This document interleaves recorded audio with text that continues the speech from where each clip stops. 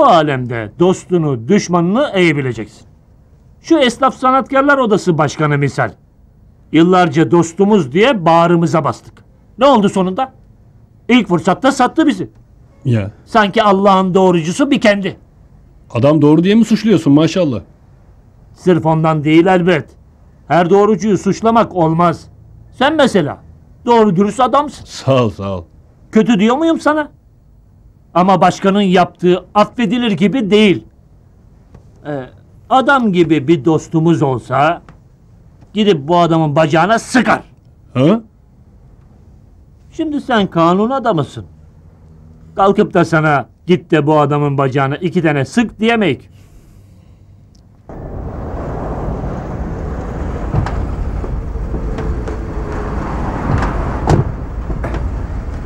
Akşama gelip beni alın Seyit. Emrin Hadi olur. gidin. Evet şöyle gel sana. Ne oluyor maşallah? Şöyle geçecek anlatırım gel.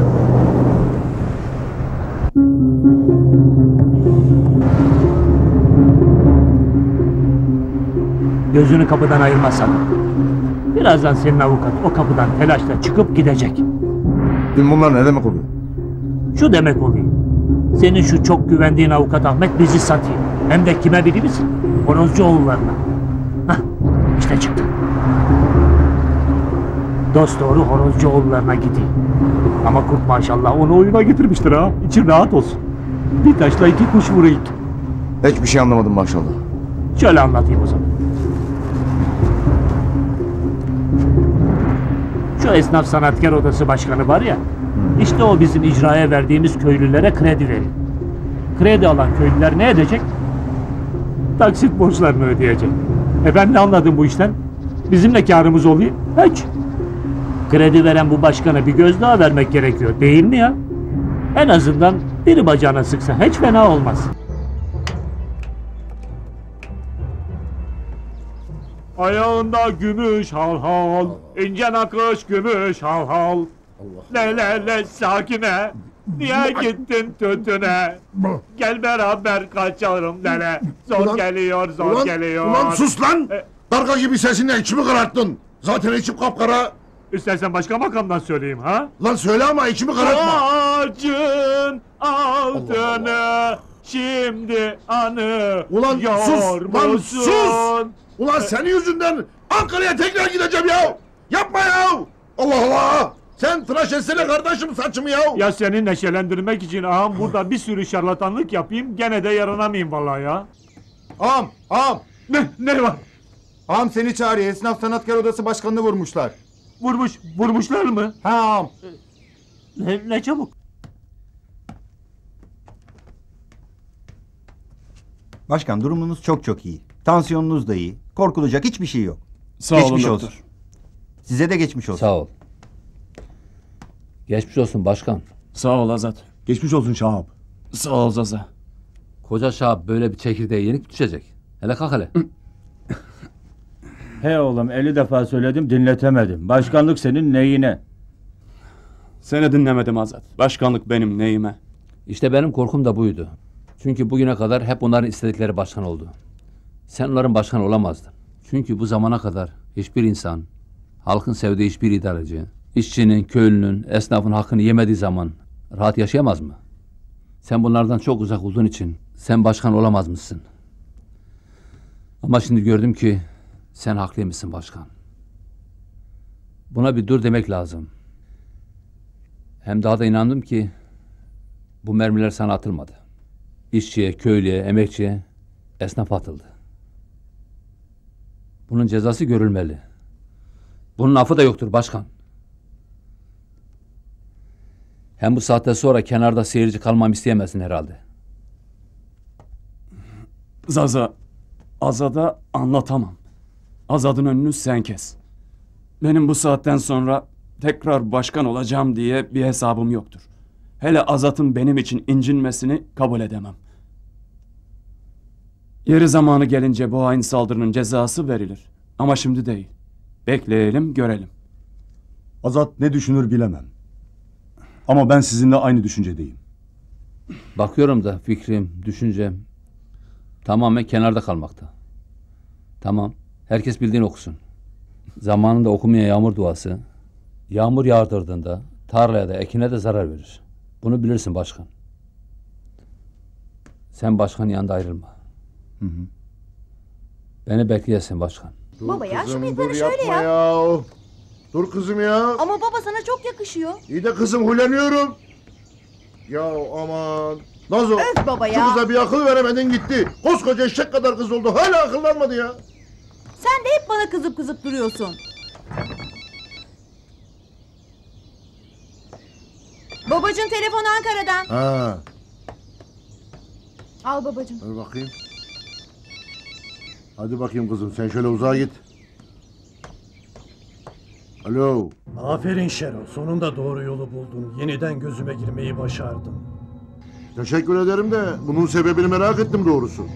Bu hiçbir şeyden haberin yokmuş gibi davranmana bayılıyorum valla.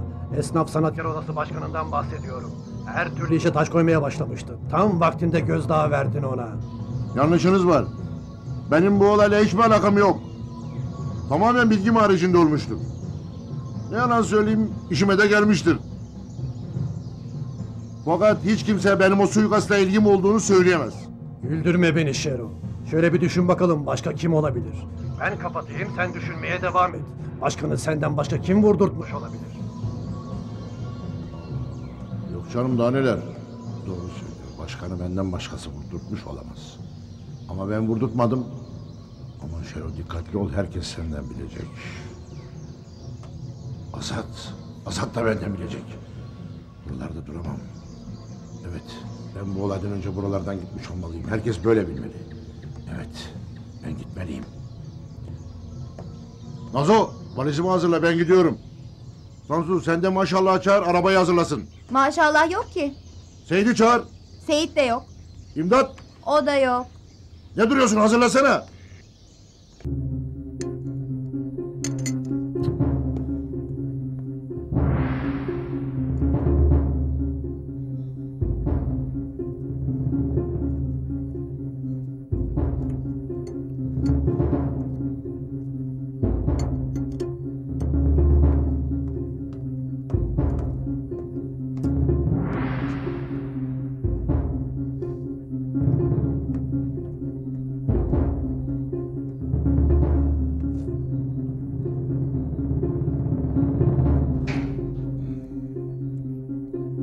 Buyurun. Siz buyurun.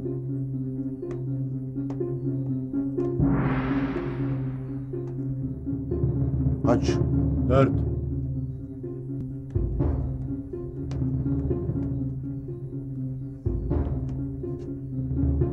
Baksana.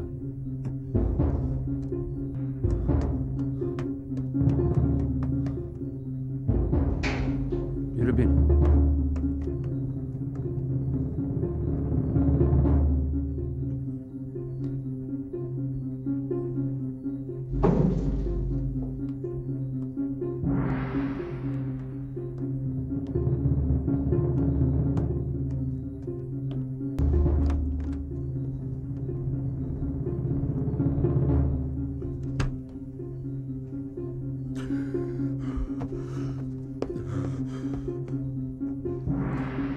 Ağam yok.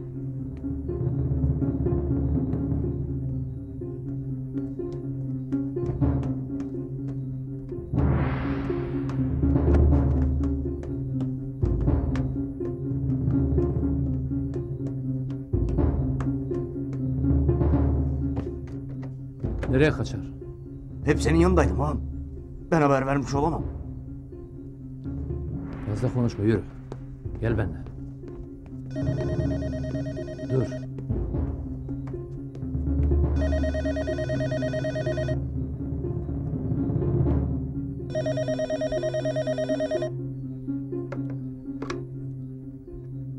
Alo. Az önce avukat Reyhan Hanım aradı Ökkeş Bey. Odanızı aradım ama açmadınız. Bir şey dediler mi? Evet. Akşam sizi istasyonun oradaki işkembecide bekliyormuş.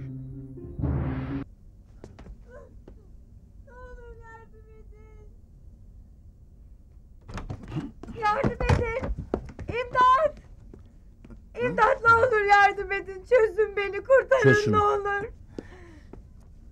Ne olur yardım edin. Ne olur çözün. Ah! Kimsin sen? Burada çalışıyorum. Kim yaptı? Gel bir adam yaptı. Ökeşker mi lan? Hayır abi. Beyaz saçlı. Ne olur yardım Çöz edin. şunu. Ne olur. Kurtarın beni. Çözün beni.